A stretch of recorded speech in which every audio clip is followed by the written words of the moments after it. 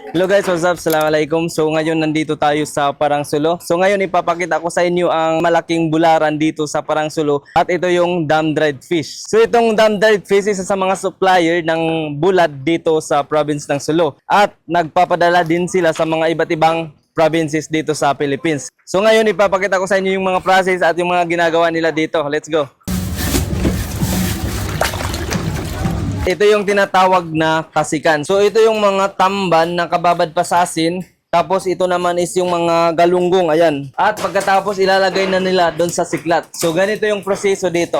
At ito guys, yung race house na to is puno ng isda. So kung napapansin niyo itong makapal na banata, ito yung mga tuyong isda. Ngayon nilagay muna nila dito sa race house, dito sa panggong dahil sa sobrang daming isda ng dam-dried fish. Ganito kalawak yung bularan ng dam-dried fish mula dito hanggang doon. So, dito mapapansin natin ang napakaraming dilis. Ito din ang isa sa mga favorite ko. Ayan o. Nandito naman tayo sa budiga nila kung saan dito nila nilalagay ang mga tuyong isda at dito din sila nagre-repack. So ngayon nandito na tayo sa loob ng budiga nila. Ito yung mga malalaking isda nila. At dito naman sa kabila, ito yung mga maliliit na tamban. Tapos ito yung mga tuyo na ready to pack na. Dito sila nagtitimbang. Dito din nila nilalagay sa mga box, sa mga kahon.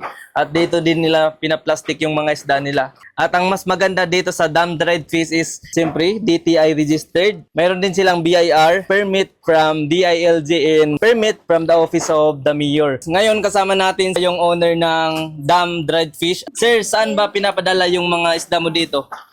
Yung mga produkto natin, mostly kasi lahat na susuklayan natin dito sa buong Pilipinas. Oo. Kagaya sa Davao, Cebu, Pagadian, Bukidnon, Jinsan, halos lahat. Lahat ng kumukuha ng mga dried fish Okay. na bibigyan natin ng produkto natin. Open po kami sa mga gustong kumuha ng aming mga produkto, kagaya ng mga kasig, batod, kasig 3M, hasa 3M, marut 3M at ang mga iba pa. Bali po nagsusupply kami kung saan-saan lugar. Sa mga baguhan, payment first po kami. Kami dito, wala kaming kumbaga nalalamangan. May mga kasulatan kami, lahat-lahat. May mga kumpleto permit. kami o may mga permit kami. Ibig sabihin legit. O legit kami, wala kayong pangangamba sa aming produkto. Ganun kalinis dito sa dam-dried fish. Sa lahat ng gusto makipag-partnership sa dam-dried fish at gustong makipag-transaction, i-PM nyo lang yung contact, ilalagay natin yung contact number at i-follow nyo din yung Facebook page nila, Dam-Dried Fish Trading. Sa aking mga suki diyan sa buong Pilipinas, shoutout sa inyong lahat.